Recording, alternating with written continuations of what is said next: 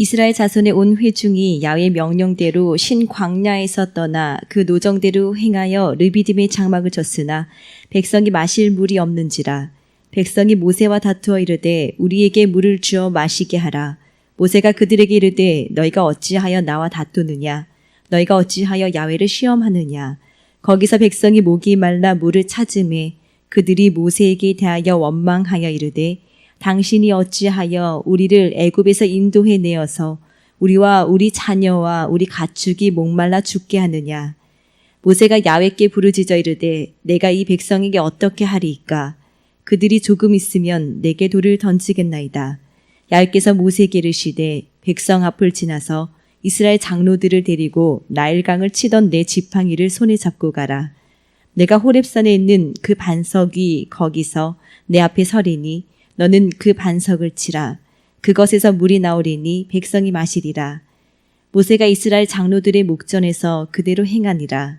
그가 그곳 이름을 마사 또는 무리바라 불렀으니 이는 이스라엘 자손이 다투었음이요.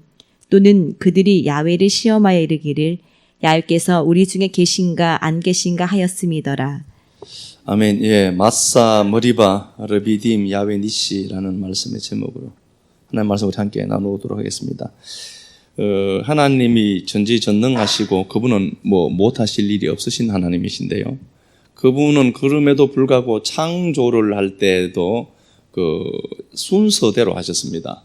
그러니까 하나님이 생각을 하시고 하나님 당신이 한마디 말씀하시면 모든 것이 이제 세팅이 되는데 그럼에도 불구하고 하나님은 6일이라는 시간 동안 창조의 사역을 해 가시는 겁니다. 그러니까 하나님이 생각이 있다라고 하셔서 곧바로 생각이 반영되지는 않습니다. 그 생각이 이 시간들을 두고 인간의 시간에 크로노스라는 이 인간의 시간 속에 차수대로 이제 나타나게 되죠.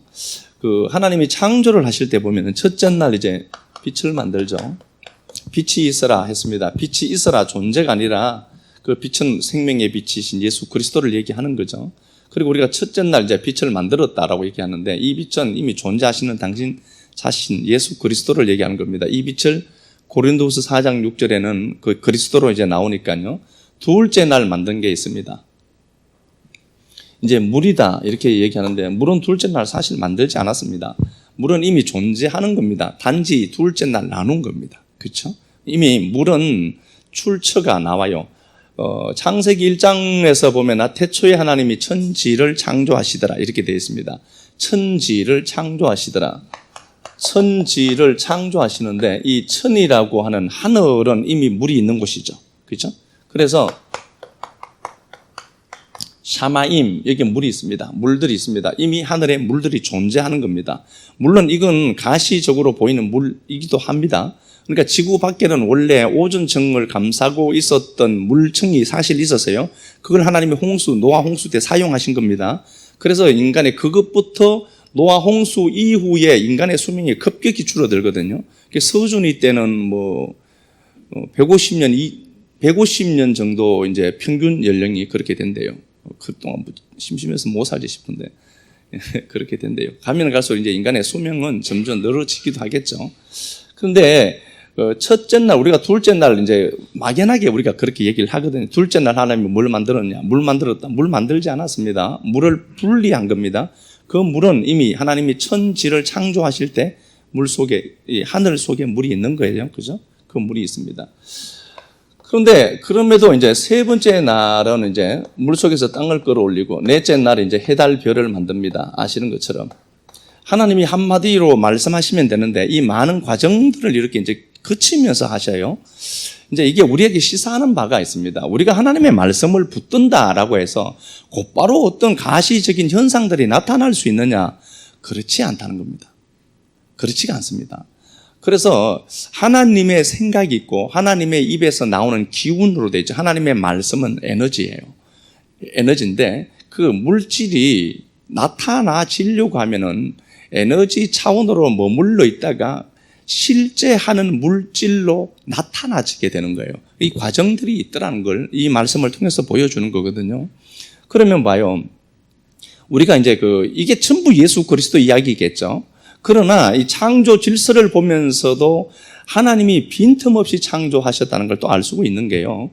그 넷째 날 해를 만듭니다. 해를 만들어 해가 있어야만 1년이라는 시간이 생기죠. 지구가 태양이 있고 지구가 자전도 하지만 지구는 태양 주위를 돌죠. 공전도 합니다. 그래야만 1년이 생기죠. 그러니까 해를 만드시고 나서 주님이 해, 사시, 날, 그 계절 1년이 이때 생기는 겁니다. 그래서 1년이라는 시간이 창세기 1장 14절에 보면은요, 해를 만들고 1년이라는 시간이 생겨요. 그러니까 이것도 하나님이 창조하실 때에도 태클 걸까봐 이것도 완벽하게 이것도 세팅해 두신 거예요. 그죠? 그러니까 이때 해가 생기기 전에 1년이라는 시간이 없어요. 그때는 어떻게 되고 있을까요? 지구는 스스로 돌고 있겠죠, 당연히. 지구는 돌고 있겠죠. 그래서 지구는 하루라는 시간이 태양이 존재하지 않았어도 하루라는 시간은 생겼던 거겠죠. 지구가 스스로 자전하는 게 하루니까, 그죠? 예, 어쨌든 그렇습니다. 그러니까 물론 이 하루가 우리가 말하는 시간 24시간이라는 개념이지는 않을 거다 저는 생각을 하죠. 그 전에 수많은 시간들이 있었는데 그걸 하나님 보시기에는 영원한 시간 넘어 계신 하나님 입장에서 보면은 인생의 시간에서의 수천 년, 수만 년, 이건 뭐 그렇게 중요하지 않죠. 그분에게는 시간이 없는 거니까요. 그렇죠? 그렇게 되었습니다. 자, 그런데 이렇게 많은 시간들을 들여서 차서대로 주님이 일을 하세요. 하나님의 생각이 있단 말이에요. 하나님의 생각이 있고 하나님은 말씀을 하시면 집행되는데 시간들을 두고 이렇게 해서 계속 하나님이 끌고 오시더라. 그래서 그렇습니다. 우리가 하나님을 믿지만 곧바로 어떤 역사가 안 나타날 수도 있습니다. 그러나 하나님의 창조 질서에 의해서 본 것 같이 우리도 우리 삶에 에너지 차원으로 있는 것들이 있고 실제로 그게 굳어지면 물질화되어서 나타나지는 겁니다. 그래서 이런 거라고 보면 될 것 같아요. 내 인생에 어떤 사람이 딱 나타났습니다. 그 사람은 내가 끌어당긴 겁니다. 내가 끌어당겨서 그 사람이 온 거지 갑자기 그 사람이 내 인생에 나타나지는 않습니다. 그래서 내가 끌어당기고 내가 염험하고 내가 내 에너지를 거기에 쏟아낸 것처럼 그렇게 했기 때문에 그게 나타나는 겁니다. 그러면 그것 보고 우리가 내 안에 있는 생각이라고 하는 이 에너지를 바꾸지 아니하면 그런 사람들은 끝없이 내게 옵니다. 그건 내가 끌어당긴 겁니다. 그래서 이런 말 자체가 좀 모순일 수는 있겠지만요. 내 인생은 내가 창조하는 겁니다. 하나님이 하시죠. 굵은 것은 하나님이 하시지만 에너지로 보면 에너지 차원에서 보면 모든 것은 물질은 다 원자예요. 이게 주관적인 제 체험이지만요. 성경에 보면은 시편 119편 91절에 보면은 만물은 주의 종이다 이렇게 되어 있습니다. 만물은 주의 종이에요. 그러니까 주의 종은 하나님의 말씀을 듣는 매개체라는 소리거든요. 그래서 제가 늘 말씀을 드리지만 보이지 않는 이게 우리가 보기에 생명이 없는 바위 덩어리도 그것도 원자로 구성되어 있고 지금 그건 파동을 갖고 움직이고 있습니다. 근데 그 모든 것들은 다 생명이 있습니다. 모든 것들은 생명이 있다. 그렇게 놓고 보면은 우리가 모든 것들을 대할 때 생명체를 대하듯이 하는 것. 이제 이런 게 있어요. 제가 시간이 나면 산에 한 번씩 왔다 갔다 하거든요. 그러면은 저는 이제 이렇게 가면 나무를 껴안고 한참을 나무랑 이렇게 이제 해요. 하는 제 나름대로 어떤 의식이 있습니다. 이렇게 나무가 이제 막 비틀어져 있고 이러면은 그 나무를 껴안고 이렇게 나무의 마음을 한번 느껴보죠. 왜냐하면 나무도 말씀이거든요. 나무도 말씀입니다. 예, 그래서 그 나무를 이렇게 있으면은 제가 이제 나무에게 이런 얘기를 하죠. 이건 주관적인 제 체험이니까 믿든지 안 믿든지 이건 중요하지 않습니다. 이렇게 너 한평생 사는데 참 힘들었겠다. 이제 나무가 막 휘어지고 막 이런 것 있죠. 그럼에도 불구하고 네가 하늘을 얻으려고 몸부림쳤구나. 하늘로 나무가 막 올라가잖아요. 비집고 올라가야 자기가 사니까. 그렇게 하는데 이제 그렇게 얘기하죠. 45도 밑으로 내려가면 버섯 하나 있다. 그래요. 그래서 제가 그 말 믿고 그냥 갑니다. 그런데 그러면은 제가 있는 그 위치에서죠. 정확하게 45도 각도로 내려가니까 손바닥만한 영지버섯이 하나 있었습니다. 우연이겠다 생각했죠. 우연이겠다 그렇겠죠. 저는 이런 걸 믿으니까요. 바위가 하나 있길래 좋은 바위가 있더라고요. 앉을 수 있는 바위가 있었습니다. 거기 앉아서 이제 바위랑 이제 얘기를 하는 거예요. 이게 약간 미쳐서 그렇습니다, 제가. 이렇게 하면서 바위 위에 에너지를 이제 느껴보는 거죠. 이렇게. 이 자리에서 비가 오나 눈이 오나 피하지 않고 이 자리에 있어줘서 고맙다. 그리고 제가 이제 가려고 했죠. 가려고 했는데 바위가 저를 끌어당기더라고요. 조금만 더 있다 가라. 그렇게 자기랑 말해주는 사람이 지금까지 없었는데 네가 말해주니까 조금만 더 있다 가라. 이제 이런 감동이 생긴 거예요. 그냥 이게 말을 어떻게 하지? 귀신처럼 이렇게 하진 않아요. 그렇게 이렇게 있는데 밑으로 쭉 내려가면 버섯이 있다. 예, 밑으로 쭉 내려갔습니다. 밑으로 한 10m 쭉 내려간 버섯이 있다. 손바닥만한 거. 그래서 밑으로 쭉 내려간 손바닥만한 거 크기 그대로 하나 또 있었습니다. 2번 연거푸 그런 일이 있었습니다. 그래서 제가 느꼈습니다. 내 영성은 아직도 살아있구나. 그런 게 이제 이게 좋다 나쁘다 이런 개념이 아니라 저는 이런 게 좀 많이 익숙해져 있어요. 익숙해져 있어서 이렇게 돌 보고도 이렇게 한번 쓰다듬으면서 이렇게 얘기도 하고 근데 좀 이게 좀 많이 익숙해져 있어서 그래요. 이게 만물에는 기가 있다 이렇게 돼 있죠. 만물이 우리의 말을 들어요. 그러니까 이게 우리가 작은 일에 감사를 한다라고 하는 것은 그것도 에너지죠. 보여지지 않지만 이거 원자로 보면은 이게 자꾸 이런 소리를 해서 제가 그런데 양자 물리학에서는 그걸 얘기를 한단 말이에요. 이 칠판 이것도 원자로 구성되어 있습니다. 보이기에는 우리가 절대로 움직이지 않는 걸로 보이지만 이건 파동하고 있습니다. 움직이고 있어요. 원자로 구성되어 있으니까. 그러니까 얘랑 나랑 호흡이 맞으면은요, 얘는 오래 갈 수밖에 없습니다. 그래서 제가 일단 무조건 감사하거든요. 일단 무조건 감사합니다. 칠판아 고맙다. 이러면은 얘가 그 고마움을 가져요. 자기가 가져갔다가 그걸 내 인생에 뿜어낼 때가 있습니다. 그때는 기적이라는 단어로 나와요.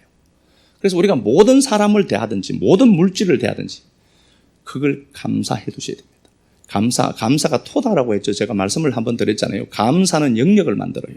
울타리를 쳐요. 내 인생에 어떤 울타리를 쳐요. 그리고 그 내 인생의 울타리가 자꾸 넓어지면은 울타리가 경계가 더 넓어지는 거거든요. 그래서 모든 일에 감사한 겁니다. 모든 일에 감사를 하면은 그 물체 자체가 이게 사실 영적인 거예요. 이거 다 말씀으로 만들어져 있거든요. 그 보이지 않는 게 내 에너지를 흡수해서 갖고 있다가 움직여요. 이게 공명한다라고 하잖아요. 뭔가가 두 개가 있는데 공명한다. 서로 같으면은 파장이 에너지와 진동수가 같으면은 두 그런 공명한다 이렇게 되어 있죠. 공명한다.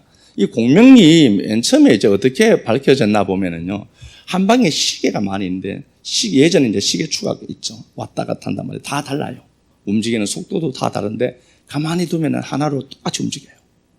그럼 왜 그럴까 보니까 그 방에서 제일 큰 시계추 따라 작은 시계추가 움직이는 거예요. 그러면 보자고요. 내가 이 우리 집에, 우리 가정에 거대한 시계추가 되어서 중심축이 되어야 되겠다. 딱 말씀 붙들고 가면 모든 게 그것 따라 움직여요. 이걸 공명이다라고 합니다. 내가 하나님의 말씀을 붙들고 이 가정을 내가 하나님 말씀을 한번 세워봐야 되겠다라고 하면서 내가 시계추, 부활추 있죠. 이거 큰 거. 그 큰 시계추가 되면은 잡다하게 자기 멋대로 움직이는 것들이 어느 순간에 그 큰 시계추와 같이 움직이기 시작해요. 그래서 일이 되는 겁니다. 그래서 우리 식구들은 어느 곳에 가더라도 감사하자. 신발에게도 감사하고, 내 발 보호해 주니까 고맙다, 감사하다. 이거 돈 드는 것도 아니에요. 그렇게 놓으면 모든 게 그걸 스펀지처럼 빨아들였다가 내 배꼽 품낼 때가 있어요. 그걸 우리가 기적이라고 하는 겁니다. 시편 148편 가서 한번 보고 올게요. 시편 148편. 이걸 의인화했다로만 생각하시면 안 됩니다. 시편 148편. 제가 봉독하겠습니다. 시편 148편 1절부터 봅니다. 할렐루야, 하늘에서 야훼를 찬양하며 높은 데서 그를 찬양할지어다. 그의 모든 천사여 찬양하며 모든 군대여 그를 찬양할지어다. 하늘을 얘기하는 거죠. 해달 별아 찬양해라. 하늘의 하늘도 찬양해라. 하늘 위에 있는 물들도 다 찬양해라. 이거 단지 의인화 시켜놓았다라고 보시기만 하면 안 돼요. 모든 것들이 다 찬양해라. 왜? 5절 말씀이 나와요. 그것들이 야훼의 이름을 찬양하면 그가 명령하심으로 치읓을 받았다. 이게 하나님의 말씀으로 말미암아 움직이도록 만들어져 있다. 그래서 해도 찬양하고 달도 찬양한다.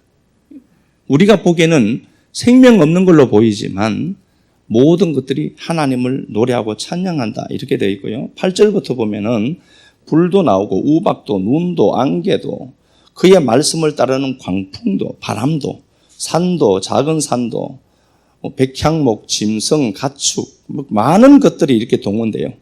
그 모든 것들이 야훼의 이름을 13절에 찬양하라.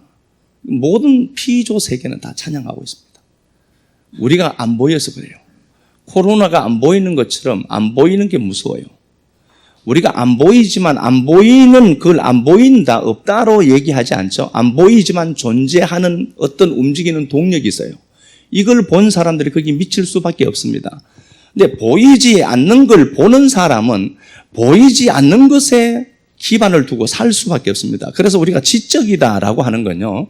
지적이다라고 하는 것은 우리가 모든 것들을 수용해서 지식을 모든 것들을 수용을 해서 이 감각과 본능으로 이루어진 이 세계를 뛰어넘는 거죠. 이 세계 너머에서 이 세계를 지지하고 이 세계를 지배하는 보이지 않는 세계가 있다. 이걸 알고 이 길로 넘어가는 거거든요. 그 세계의 지배를 알고 그 세계를 고민하는 거거든요. 코로나라고 하는 게 안 보여요. 안 보이는데 존재하는 것처럼 하나님은 안 보입니다. 안 보이지만 누구에게는 하나님의 역사가 그렇게 아름답게 나타날 수밖에 없고요. 보이지 않지만 실제 하시는 하나님이거든요. 그래서 우리가 하나님을 붙들고 가면서 우리 인생이 있어요. 이제 가야 될 인생, 진행해 가야 될 인생이 있는데 인생에서 그냥 에너지 차원으로 존재하는 가능태 상태로 존재하는 것 말고 실제 하는 그걸로 물질화로 만들어내는 거예요. 우리가 하나님의 말씀 붙들고 오늘 이게 그 말씀이에요. 실제로 보면은 그 실험을 한 게 있어요. 실험을 한 게 있는데 인간의 그 DNA를 축출해요. 이제 머리카락이나 이런 것들을 갖고 이제 추출하는 거죠. 그래서 인간의 DNA를 이제 추출해서 밀폐된 공간에 이제 집어넣어요. 진공 상태로 이제 아는 것처럼 진공 상태에 집어넣습니다. 그리고 이제 DNA를 제공한 사람과 또 그 DNA를 분리해서 뭐 80km라고도 하고요. 뭐 더 많은 더 먼 거리다라고도 얘기를 해요. 이 거리에 이제 둬요. 그리고 여기 이제 본인이 있죠. 사람이 있고 제공자가 있고 여기에 DNA가 있는 겁니다. 이 사람에게 이제 영화를 보여줘요. 슬픈 영화를 보여주면 이제 감정이 슬프잖아요. 그러면 이 DNA가 움직여요. 근데 이 양자 물리학이 굉장히 중요해요. 이런 것들을 밝혀내고 있기 때문에 그렇습니다. 멀리 떨어져 있지만 내 DNA는 내 감정 따라 움직이고 춤을 춘다는 겁니다. 분노하는 일을 생각하게 하고 분노하도록 했습니다. 그러니까 이 DNA가 분노하면서 조직이 바뀌는 거예요. 그래서 이제 과학자들이 놀란 겁니다. 자, 그런데요, 이렇게 있다가, 이런 상태로 있다가 DNA를 싹 빼버렸어요. 이 제공된 사람의 DNA를 빼버리고 이 진공 상태로 있습니다. 진공이라고 하는 건요, 우리가 아는 것처럼 빛의 이중성이 있죠. 빛을 파동이라고도 하고 입자라고도 하죠. 이제 아시는 것 같이. 이 파동, 빛을 입자다. 이건 물질이라고 보는 거예요. 입자다. 알갱이다. 빛을 알갱이로 보는 거예요. 물질로 보는 거예요. 그리고 이제 파동이죠. 이게 파동하듯이 주파수를 갖고 있는 그 상태. 그런데 이걸 입자, 물질로 보는 걸 양자라고 하더라고요. 양광자라고 하는데 이걸 양자라고 해요. 그러니까 진공 상태로 있다는 것이 단지 진공 상태로 존재하는 게 아니고 이 진공 상태에는 양자가 있어요. 쉽게 말하면. 그런데 이 DNA가 들어가면은 DNA 구조태로 양자가 조합을 하고 배열된다는 걸 알았어요. 그러니까 이 양자는 온 지구상에 충만하거든요. 이 빈 공간에 전부 양자들로 채워 있습니다. 이 양자로 채워진 이곳에 인간의 DNA가 딱 들어가니까 DNA 구조 따라 움직여요, 양자가. 그러면 그 DNA는 제공한 이 사람의 감정에 따라 또 움직여요. 그래서 밝혀낸 게 그겁니다. 사람이 공간을 다스릴 수 있으면 물질화돼서 나타난다. 그래서 갑자기 어떤 일들이, 좋은 일들이 갑자기 확 나타나는 게 아니라 그 사람의 어떠함에 의해서 내 미래는 그렇게 나타난다는 거예요. 요걸 이제 밝혀낸 거죠. 이게 참 좋은 일 하는 것 같아요, 이 양반들이. 이게 성경을 밝혀내는 데는, 믿음의 법칙을 밝혀내는 데는 굉장히 중요한 것 같아요. 그래서 내가 이 자리에 있지만 나의 생각과 내 감정이 내 미래를 움직일 수 있다는 겁니다. 이게 이제 가능태 공간으로 있는 거예요. 그러니까 이 양자라고 하는 이걸 이제 공간에 있는데, 이 공간에 내 DNA가 심겨지고 내 에너지가 심겨지면은, 내 사상이, 내 생각이 심겨지면 이게 꿈틀거리면서 움직여서 물질화로 나타난다는 겁니다. 그래서 기적은 아무에게나 나타나지 않는다. 하나님을 믿어도 하나님의 말씀 따라 움직이면은 그건 현상으로 나타날 수밖에 없다. 이제 말씀 한번 풀어볼게요.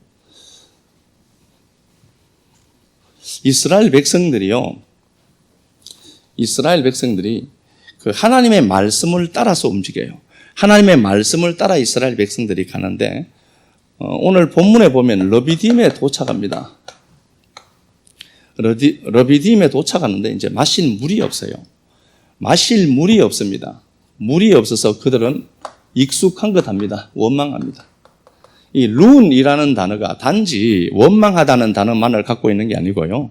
이 룬이라는 단어는 밤을 지새다, 이걸로 사는 거예요. 사람들 안에서 생각이 나오는데요. 그 생각이 진짜 올까요? 날까요? 아닙니다. 절대로 그렇지 않습니다. 생각 있고로 나라고 생각하시면 절대로 안 돼요. 이건 의식 수준이 낮은 사람들이 하는 행동입니다. 생각은 다 내가 아닙니다. 생각이 난다라고 해서 다 내가 아닙니다. 그래서 부정적인 생각을 갖고 이 사람들이 밤을 새웠다는 겁니다. 그러면 이 사람들은 강력한 그 부정적인 것들을 쏟아낸 거죠. 그러면은 알아야 될 게 있어요. 내게서 나가는 게 따라오거든요. 그러면 그 불평, 불만, 원망이 나갔습니다. 그 부정적인 것들이 나갔어요. 그러면은 그 다음 날은 분명합니다. 부정적인 게 올 수밖에 없습니다. 그래서 내일을 오늘 보면 알아요. 그래서 우리가 주무시기 전에 생각 정리하고 자야 된다. 늘 말씀드리는 이유가 그겁니다. 몸은 씻고 자면서 생각 정리는 안 하거든요. 미움을 품고 자거나 누군가를 죽도록 미워하거나 그러시면 여러분 절대로 안 됩니다. 그건 내가 품어내고 내가 그런 걸 끌어당기기 때문에 그렇습니다. 절대로 그러시면 안 됩니다. 원망을 하면서 그들이 이제 살아갑니다. 그런데 오늘 본문을 보면은, 자, 본문 가서 보겠습니다. 이 장소에서 하나님이 반석을 치게 되고 그곳에서 반석을 치고 반석에서 물을 만들어냅니다. 이제 예수죠. 반석이신 예수가 깨어지고 성령이신 생명의 성령님이 흘러나오시는 걸 얘기한 거예요. 한 건데, 자, 그렇게 이제 해요. 그렇게 하니까 어떤 일들이 생겼냐 보니까 아말렉이라고 하는 존재들이 보여요. 아말렉이 이제 계곡에 사는 자들입니다. 우리라는 계곡 안에 아말렉이 살고 있어요. 우리 그 깊은 엄습한 곳에 햇빛이 잘 안 들어오는 그곳에 아말렉이 살고 있어요. 그 아말렉이 나타나는 거예요. 자, 그러면은 아말렉이 나타나더라 이렇게 되어 있고, 이 아말렉을 쳐서 이스라엘 백성들이 승리합니다. 승리하는데 이 장소를 처음에 어떻게 하냐, 이 장소 하나가 원래는 르비딤이죠. 이걸 마사다 이렇게 또 하고요. 두 번째는요, 머리바다. 같은 장소예요. 마사라고도 하고 머리바라고도 하더라. 그리고 오늘 본 것처럼 르비딤, 그 장소에서 야훼, 니시, 야훼의 깃발, 먼저 승리의 깃발을 얘기하는 거죠. 한 장소가 이렇게 말이 많아요. 한 장소가 여러 가지 그 이름으로 불려지게 돼요.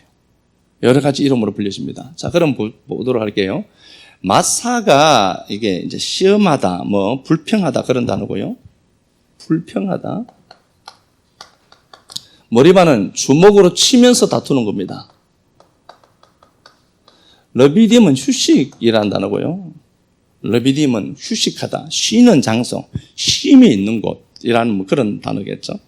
그리고 이게 라파드가 회복하다는 단어에서 왔습니다. 이 라파드에서 왔거든요.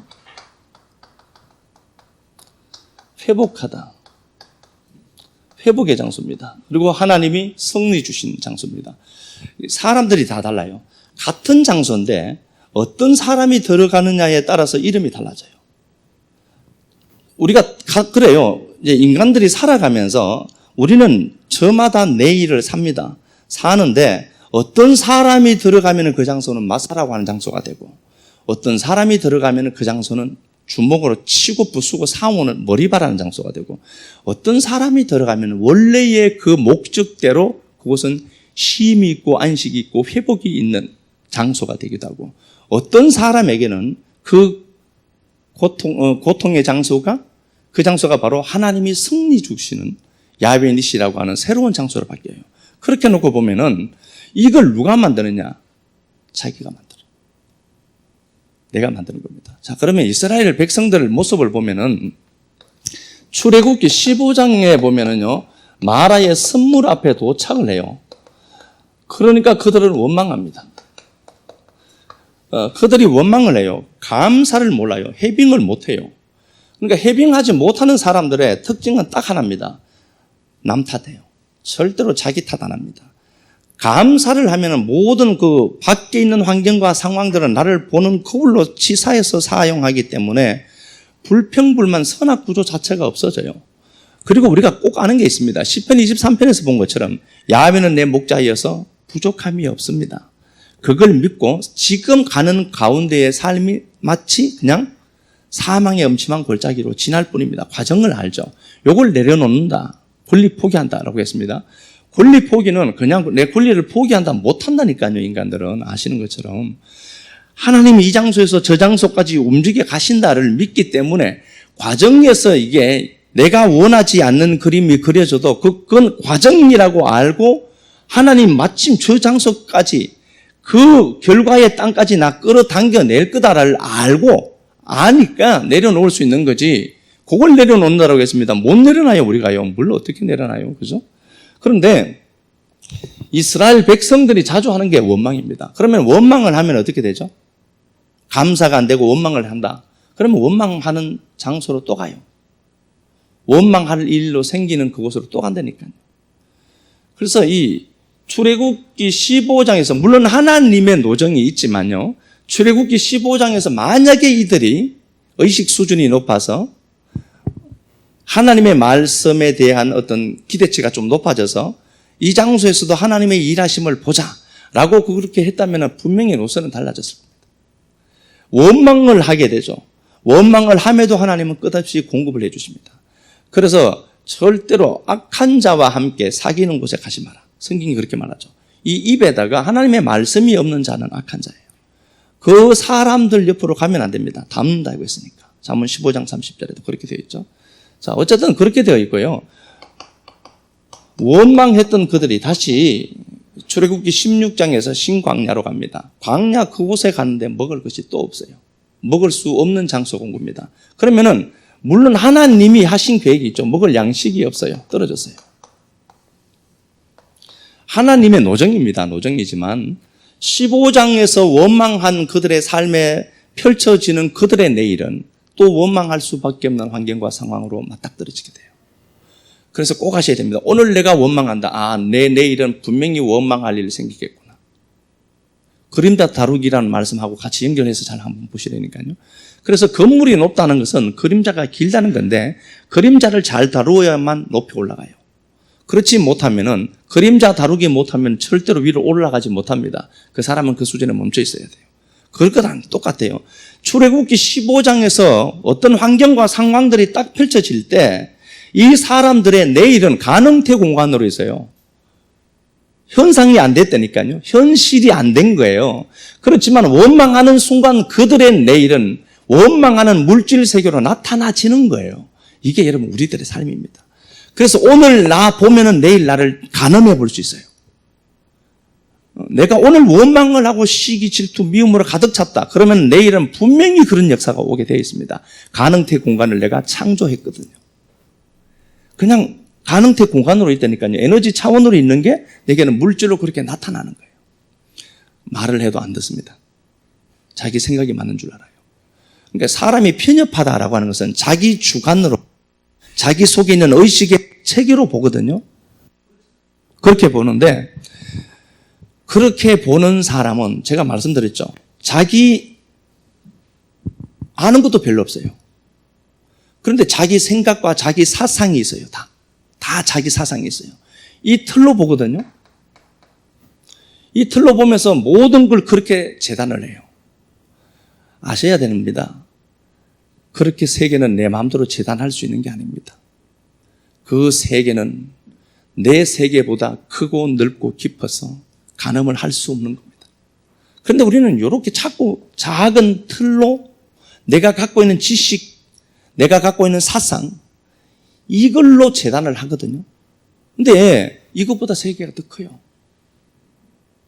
우리가 말씀을 붙들고 가는 이 길이 내가 갖고 있는 이 지식 체계로만 보시면 안 된다니까요.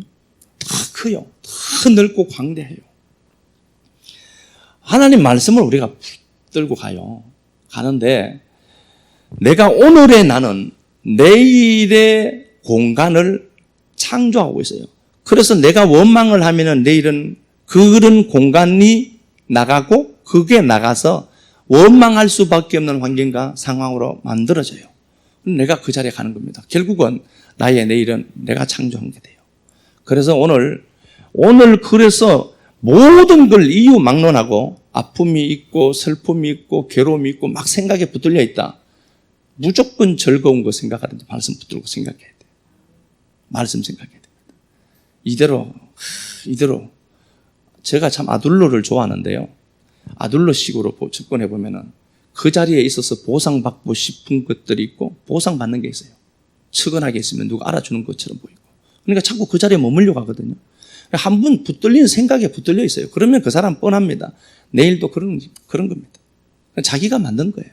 그래 놓고 그 사람들은 너 때문이라고 얘기를 하죠. 아니에요. 그렇지 않습니다.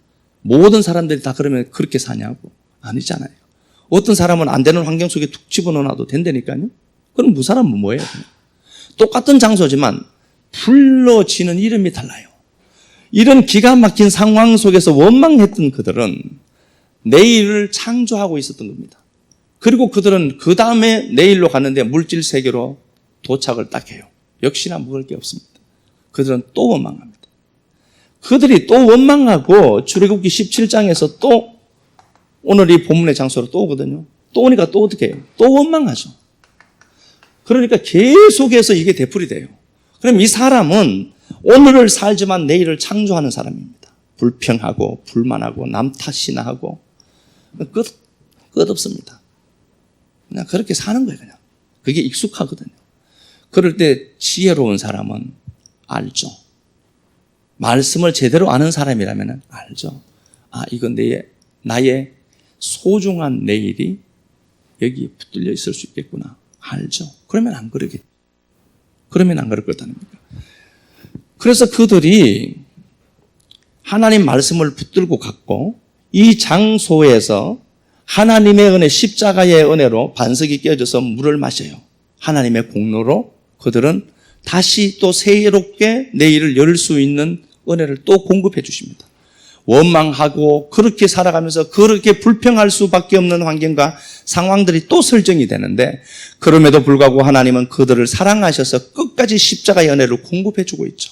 십자가의 은혜가 공급돼요. 물을 마셨어요. 물을 마시고 나니까 거기서 뭐가 나오느냐? 보이지 않는 아말렉이 나와요. 계곡 깊이 숨어있는 원수가 나오는 거예요. 그래서 우리가 그런 겁니다. 오늘의 나는 원망할 수밖에 없는 환경 속에 있습니다. 예, 어제 심은 겁니다. 그러면 그 장소에서 내가 어떻게 해야 되느냐? 다시 십자가의 은혜를 붙드는 겁니다. 반석이 깨어지는 그 사건을 다시 내가 붙드는 거예요. 붙들고 일어서면은 그렇게 깊이 숨어있는 보이지 않는 그 대적이 모습을 드러내요. 이게 아말렉입니다. 숨어있는 원수가 대적이 모습을 드러내요. 하나님의 은혜에 노출되니까 새로운 미래가 생겨요. 보이지 않는 그 원수가 보임 받아요. 그러면 쉽게 싸워 이기겠죠. 쉽게 싸워 이길 것 아닙니까? 그렇게 해서 그들은 이 장소를 야훼 니시다, 하나님이 승리를 주시는, 하나님의 이름이 깃발이 돼서 날릴 수 있는 장소가 되었다, 이렇게 얘기하죠. 그래서 이 한 장소의 이름이 이렇게도 많아요. 나는 지금 이 장소를 어떻게 만들고 있느냐 한번 보라니까요. 마사로 원망하고 있느냐, 아니면 이 원망의 단계를 더 지나쳐서 무리바라고 하는 주먹으로 치고받고 싸우면서 다투고 있느냐, 아니면은 평안하게 안식할 장소로 만들고 있느냐. 실제로 우리가 아는 것처럼 르비딤 이곳에는 물이 많아요. 이곳에는 원래 물이 많은 곳입니다. 그럼에도 불구하고 이스라엘 백성들이 갔는데 물이 없어져요. 물이 원래 많았다니까요.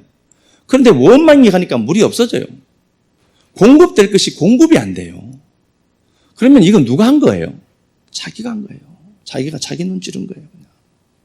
얄팍한 자기 관념과 사상이라는 틀을 갖고 접근하거든요.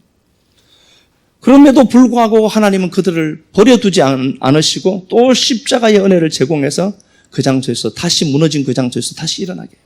그러니까 일어난 그들이 숨은 대적, 보이지 않는 가능태로 있는 그 원수들이 모습이 드러나요. 그러면 쉽게 이기죠. 코로나가 눈에 보이면 쉽게 이길 것 아니에요. 안 보이니까 못 이기는 것 아닙니까? 똑같은 거라니까요. 그러니까 모든 상황들에 대해서 내가 어떤 인식을 갖고 있느냐, 도망갈 자세를 갖고 있느냐, 그러면 그 사람 평생 도망갑니다. 그러시지 마시고 하나님의 말씀 붙들고 오늘 이 네 장소, 한 장소를 가르치는 이 수식하는 단어를 보라니까요. 다 다를 것 아니에요. 나는 어느 쪽에 걸터져 있는가, 이거 찾아보는 겁니다. 야곱이 도망을 하죠. 창세기 32장에서 보면은 야곱이 이제 브엘세바에서 하란으로 도망을 해요. 도망을 하는데 상황이 여의치 않습니다. 76세가 된 이 양반이 도망을 하는데요. 도망하다가 보니까 그가 하나님이 나타난 장소가 하나 생겨요. 이걸 우리가 베델이다. 이게 원래 루스다 이렇게 되어 있죠. 원래는 이름이 루스였어요. 이게 왜곡되다 뭐 이런 단어도 갖고 있고요. 왜곡되다 뭐 이런 단어도 갖고 있고요. 자, 한번 가서 보겠습니다. 창세기 32장요. 가서 볼게요. 창세기 32장.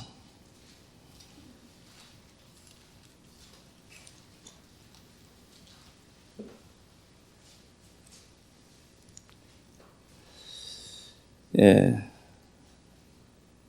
28장입니다. 죄송합니다. 28장이네. 그죠? 잘 봤네.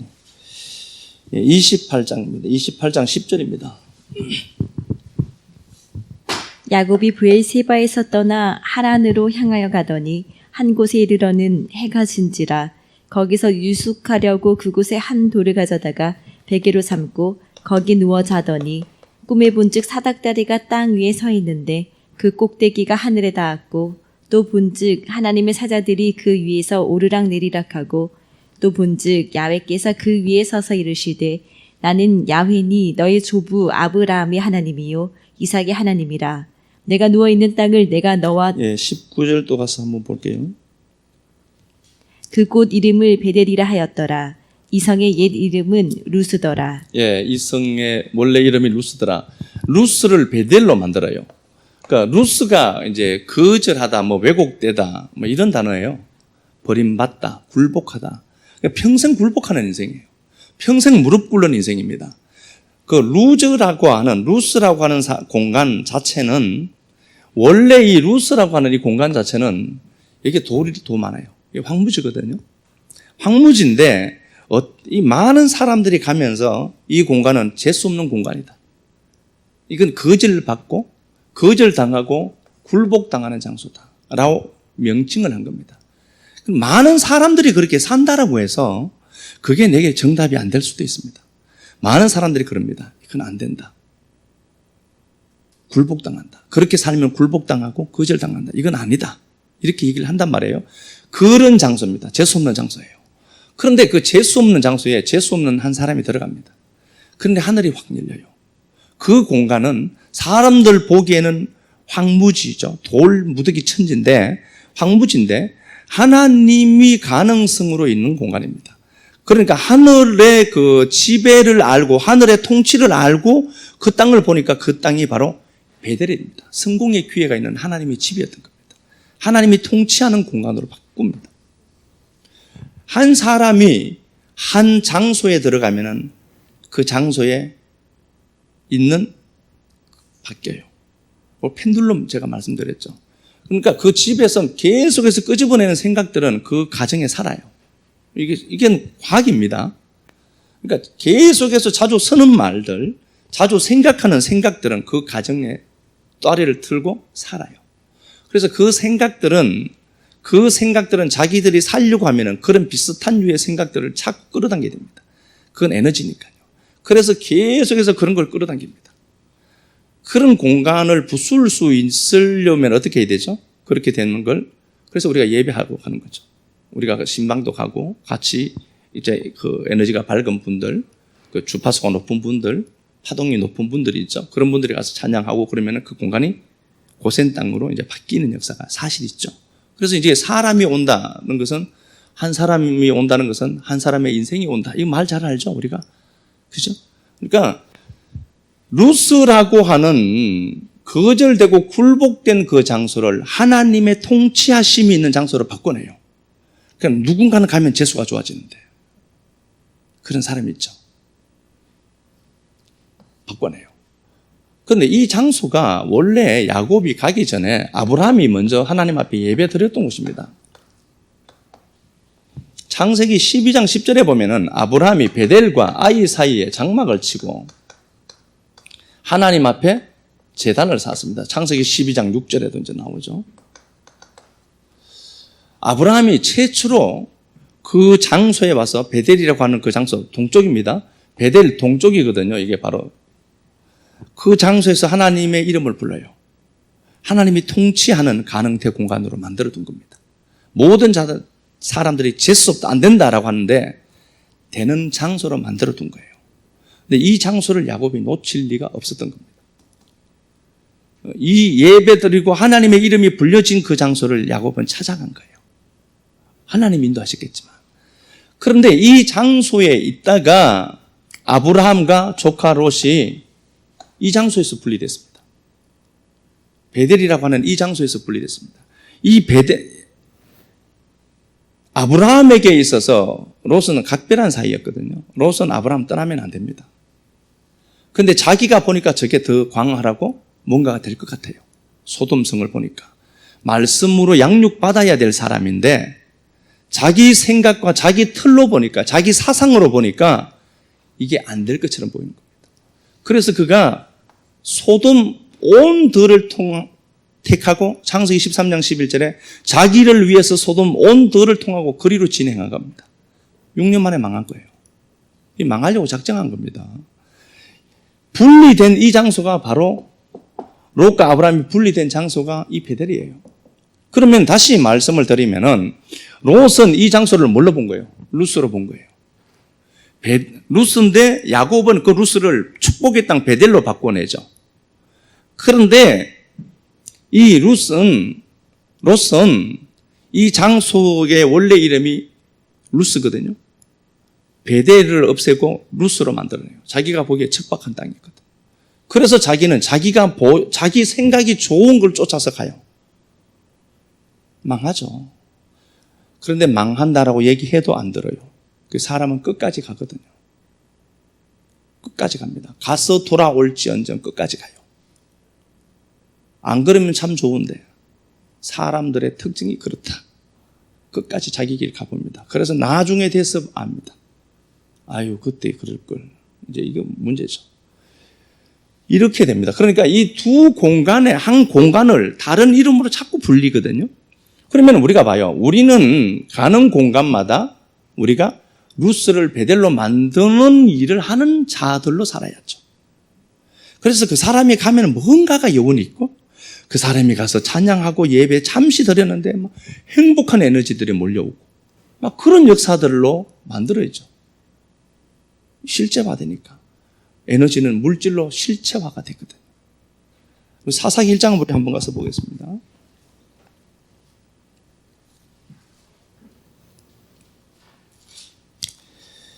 사사기.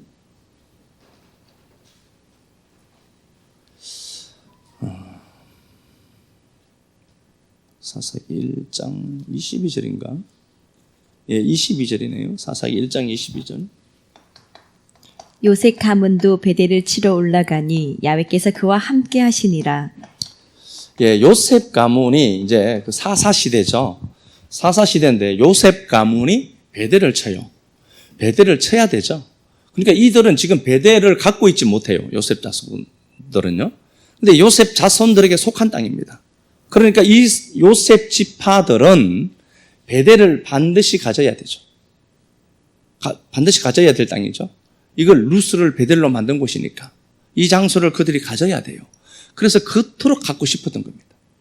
다시 말씀을 드리면요, 우리 삶의 내용으로 말씀을 드리면요, 인생이 지긋지긋해요. 안 돼요. 그런데 그게 원수에게 들어가 있어요. 근데 내게 보기에는 그게 축복이에요. 그건 내가 가져야 될 거거든요. 내가 가지면 그게 베델이 되거든요. 그러니까 이들 의식에는 원수들이 다시 루스로 만든 땅인데 베델이에요. 의식이 베델이에요. 그러니까 이 사람들이 안 가질 수가 없어요. 의식이 베델로 되어 있다니까요. 그러면 이 사람들의 내일은 분명해요. 창조적인 내일로 나타날 수밖에 없다니까요. 자, 그런데 24절부터 한번 또 가서 볼게요. 정탐꾼 23절 가서 보고 또 봅시다. 요셉 가문이 베델을 정탐하게 하였는데 그 성읍의 본 이름은 루스라. 정탐꾼들이 그 성읍에서 한 사람이 나오는 것을 보고 그에게 이르되 청하오니 이 성읍의 입구를 우리에게 보이라. 그리하면 우리가 내게 선대하리라 하매 그 사람이 성읍의 입구를 가리킨지라. 이에 그들이 칼날로 그 성읍을 쳤으되 오직 그 사람과 그의 가족을 놓아보내매 그 사람이 햇사람들의 땅에 가서 성읍을 건축하고 그것의 이름을 루스라 하였더니 예, 그 요셉 가문이 베델을 쳐요. 베델은 지금 원수에게 장악된 곳입니다. 그런데 그들은 이거 자기들이 가져야 될 땅이거든요. 베델로 불러요. 원수의 수중에 있지만, 그러니까 우리 힘이 미치지 못하는 곳이에요.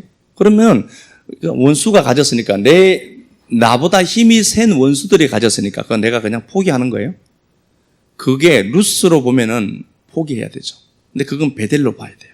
내가 가져야 될 땅이에요. 그럼 내가 가져야 되겠다 그러면 갖게 돼요. 그렇죠. 이게 가능태 공간이니까.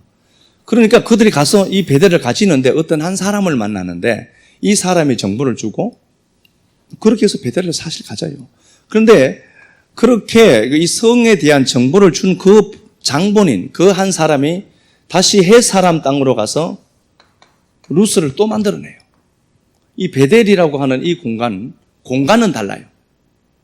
루스라는 공간. 지금 베델이 원래는 루스니까. 그런데 세상은 자꾸 어떻게 한다는 거죠? 베델을 루스로 자꾸 만들려고 해요. 베델을 자꾸 루스로 만들려고 해요. 속으시면 안 됩니다. 절대로 예수쟁이들은 속으시면 안 됩니다. 그건 내 일은 내가 창조하는 거거든. 한 장소의 이름을 내가 지금 어떻게 부르고 있는지 한번 돌아보셨으면 좋겠습니다. 그럼 그건 그대로 실제로 물질화돼서 나타나는 겁니다. 이건 누구에게 달려있는 겁니까? 내게 달려있습니다. 하나님이 하시는 게 맞아요. 하나님이 다 하시죠. 하나님이 다 하시지만 우리 속에 이런 의식들을 통하여서 하나님이 하신다는 걸 꼭 아셔야 됩니다. 그래서 성경에 항상 그런 말들이 많아요. 네 믿음대로 될지다. 네 믿음대로 된다. 그냥 가만히 있으면 해준다. 그게 아니라 네 믿음대로 될지다. 똑같은 거죠. 백부장이 자기 하인이 병들었을 때 예수를 찾아오죠. 우리 집에 갈 필요 없습니다. 말씀만 하세요. 뭔가를 아는 사람이죠. 그러니까 그 백부장을 보고 주님이 하시는 말이 네 믿음대로 될지어다. 히브리서 11장 6절에는 믿음이 없이는 하나님을 기쁘시게 하지 못하나니. 그 믿음도 그분이에요. 그분이 주시겠지만 믿음이라고 하는 그게 실상이에요. 그래서 믿음은 실상이다. 바라는 것들의 실상이다. 그 믿음이 바로 우리에게 실상입니다. 그렇게 붙들고 가면은 내 내일의 미래, 한 달의 미래, 1년의 미래는 그렇게 내게 문을 열어줄 수밖에 없습니다. 물질로 나타납니다. 그때는 그 기적의 현장에 서서 기적을 노래하는 통로가 되겠죠. 하나님 말씀 잘 붙들고 성령 우리들 됐으면 좋겠습니다. 그럼에도 많은 것들을 제쳐두고 예배 자리에 나올 수 있는 은혜 주신 믿음의 동력자들을 마음껏 축복합니다. 당신이 복을 주시고 은혜 주셔서 이 예배가 인생을 바꾸는 예배 되도록 하나님은 총만 베풀어 주옵소서. 여전히 에너지 차원으로 가능태 공간으로 있는 것들이 주의 은혜로 물질 세계로 나의 내일의 축복된 장소로 나타나는 은혜 있도록 오늘 이 말씀 들은 믿음의 동력자들을 복되게만 하옵소서. 마라를 지나간다 할지라도 머리발을 지나간다 할지라도 르비딤으로 보는 은혜가 있도록 도와주시고 루스처럼 왜곡되고 고통스러운 장소를 베델로 만드는 역사가 있도록 같은 공간이지만 사람에 따라 달라지는 그 은혜가 우리들 가운데 풍성해지도록 복을 베풀어만 주옵소서. 입 조심하고 생각 조심하고 하나님 말씀 붙들고 걸어가는 믿음의 동력자들에게 놀라운 은혜와 현상적으로 물질적으로 나타나지는 거룩한 역사가 풍성해지도록 복을 베풀어 주시고 오늘 이 말씀 듣고 나의 말로 듣고 돌아가는 믿음의 식구들에게 한없는 은총을 베풀어만 주옵소서. 주님 앞에 드린 시간들, 물질들, 헌신들 꼭 기억하시고 아름다운 복으로 갚아주시기를 간절히 소망하며 사시는 그리스도 예수님 이름으로 감사하며 축복하고 기도드립니다. 아멘.